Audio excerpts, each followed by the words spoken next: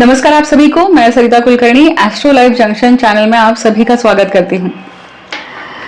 आज बात करने वाली हूँ 2026 के ईयरली प्रेडिक्शंस पर।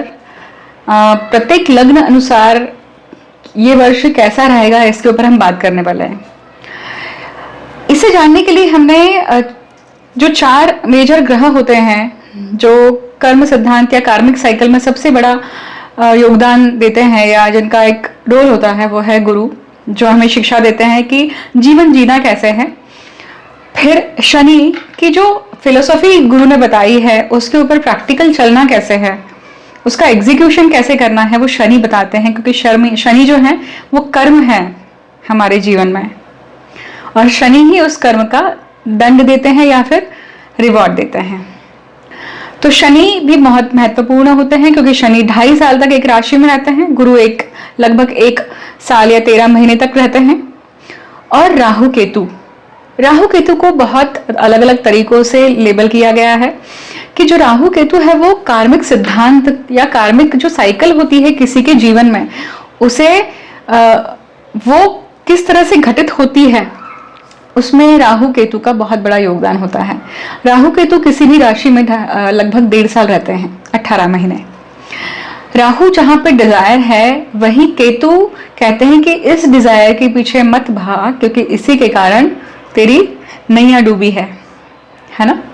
तो हम आज 2026 का ये जो पूरा साल है, वार्षिक फल है, इसे हम इन ग्रहों के थ्रू देखने वाले हैं। इस वीडियो में आप नॉर्मल जो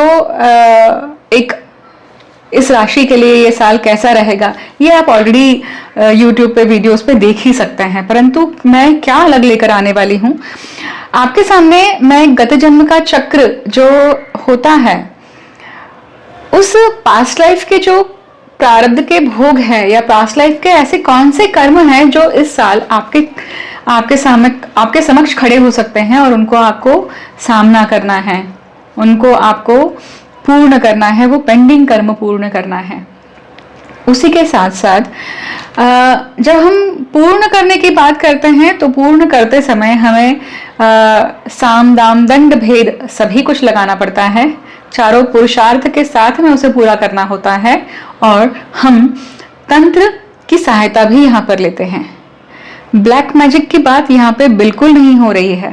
तंत्र अर्थात जो बिल्कुल एक क्लैरिफाइड सिस्टम है, उस सिस्टम के थ्रू अगर आप किसी प्रॉब्लम को अप्रोच करते हैं और उस सिस्टम के थ्रू, उस स्ट्रेटेजिक प्लानिंग के थ्रू अगर आप उस प्रॉब्लम की सॉल्विंग करते हैं तो आपको सक्सेस निश्चित ही मिलती है।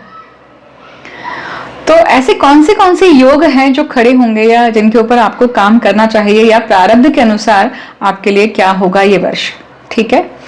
इसी के साथ साथ मैं ये भी बताने वाली हूं कि ये जो पूरा साल है साधक लोगों के लिए, जो तांत्रिक लोग हैं, जिनकी 12 राशियों में से जो भी तांत्रिक डिवाइडेड हैं, गृहिणियां हैं या स्टूडेंट्स हैं या एक कॉमन मैन है, उन सभी के लिए ये वर्ष किस तरह से हो सकता है।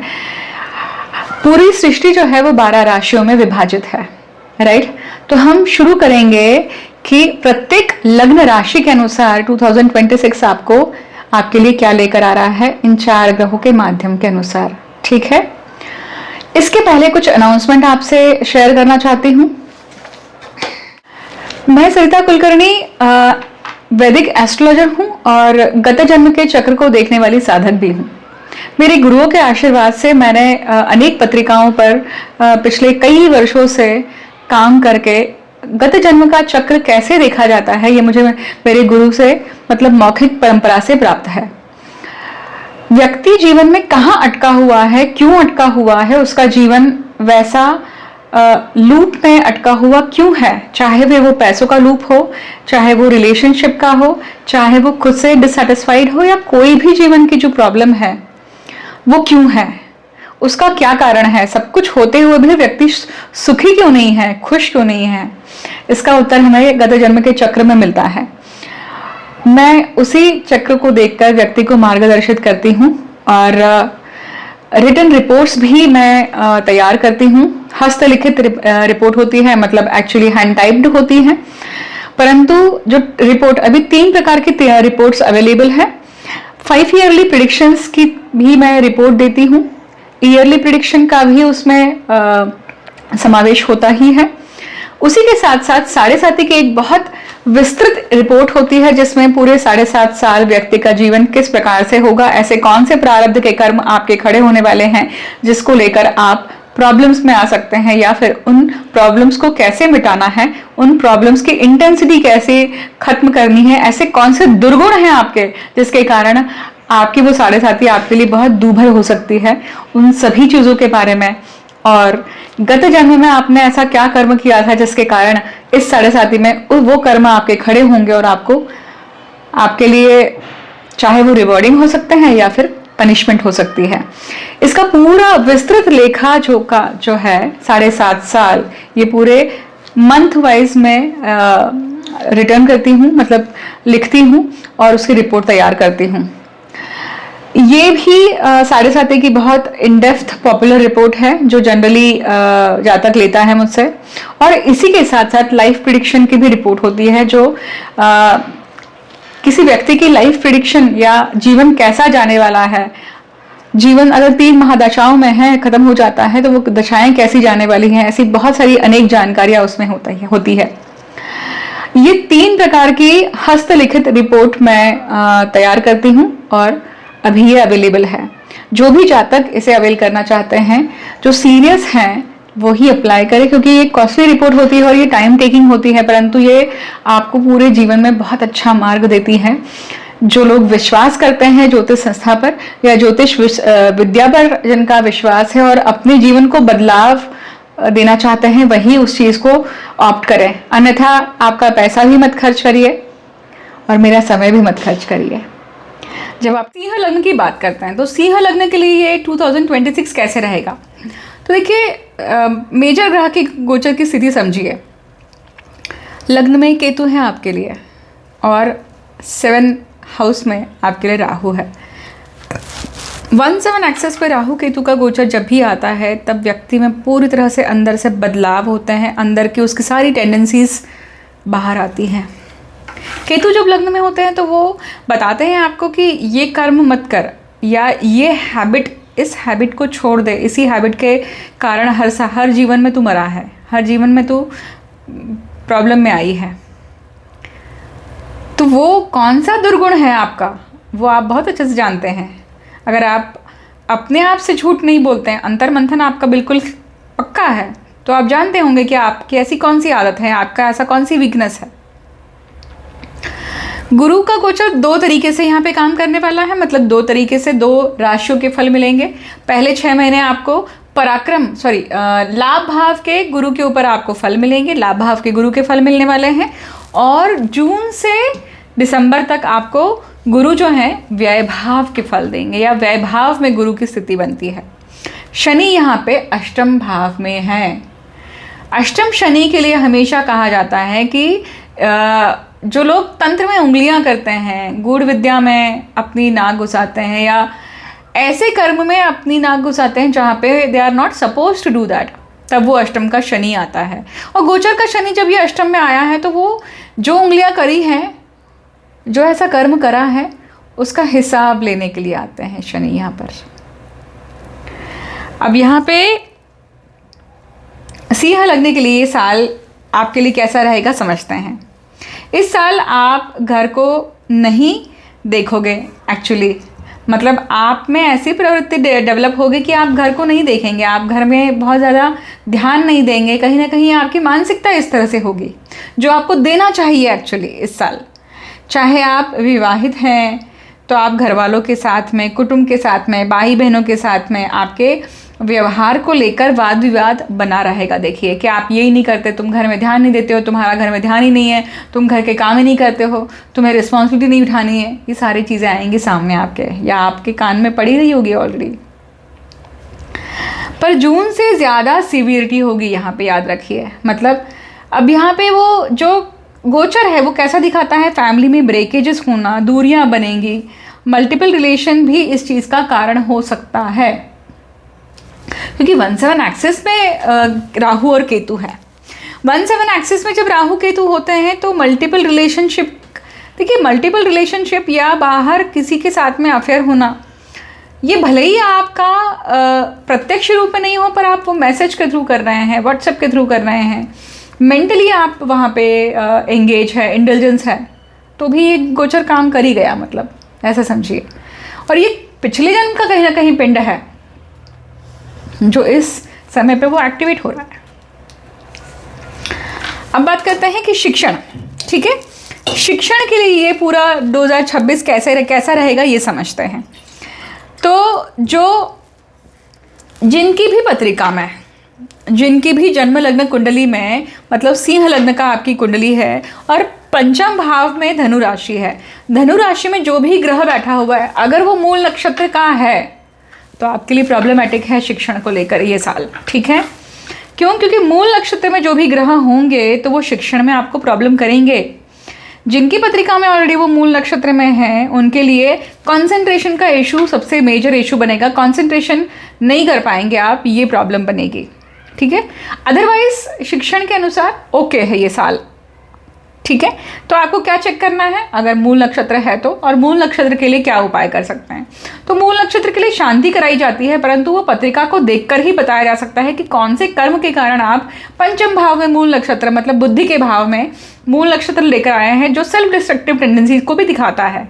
तो वो कर्म समझना पड़ेगा और उस कर्म के अनुसार उसके ऊपर आपको उपाय बताए जा सकते हैं गत जन्म का चक्र देखकर, ठीक है।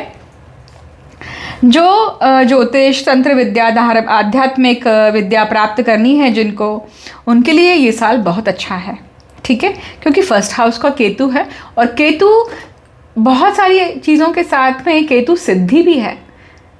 केतु हमारी सिद्धि को दर्शाते हैं, हमने हर जीवन में जो सिद्धियां अर्जित करी है वो केतु के खाते में जाती है, केतु वो दिखाते हैं अकाउंट्स, ठीक है। अब जिनको लिखान करना है ना, जिनको जो लेखक हैं, जो लेखनी लेकर अपना काम कर रहे हैं, जिनको ज्योतिष की पुस्तकें लिखनी हैं या लिख रहे हैं, उनके लिए भी ये साल क्या है, बहुत अच्छा साल है, ठीक है। Pregnant women should not miss the doctors appointment, याद रखिए, ठीक है। बहुत अच्छे से पूरा रूटीन फॉलो करना है, ये आपको इस पूरे साल में जितनी भी प्रेग्नेंट महिलाएं होंगी उनके लिए उनका रूटीन फॉलो करना, चेकअप कराना, उसमें कोई भी कोताही मत कराइए, ठीक है। ये जो पूरा साल है ना, प्रथम भाव का गुरु है जिस प्रकार से, अष्टम भाव का शनि है, तो खुद को छोड़कर, मतलब स्वच्छंद जीने की इच्छा या फिर कोई रिस्पॉन्सिबिलिटी ना हो ऐसे जीने की इच्छा, ये विचार बहुत आएंगे दिमाग में। रिस्पॉन्सिबिलिटीज नहीं, कटु लगेंगी, ये इस तरह की मानसिक स्थिति बनेगी। सिंह लग्न के जातकों ने ना इस साल शादी करने की जल्दबाजी नहीं करनी चाहिए। क्यों? क्योंकि ये जो पूरा गोचर है वो गोचर क्या दिखाता है कि अगर आप शादी कर लेते हैं तो वो आगे चल के संपुष्टात, मतलब ये ख़त्म हो सकता है रिलेशन, क्योंकि आपके लिए राहु केतु जिस प्रकार से लग्न सप्तम में बैठे हुए हैं, तो वो कार्मिक रिलेशनशिप है जो शॉर्ट पीरियड की हो सकती है, वो त्रासदायक हो सकती है, प्रॉब्लमेटिक मेंटल प्रॉब्लम्स देने वाली है।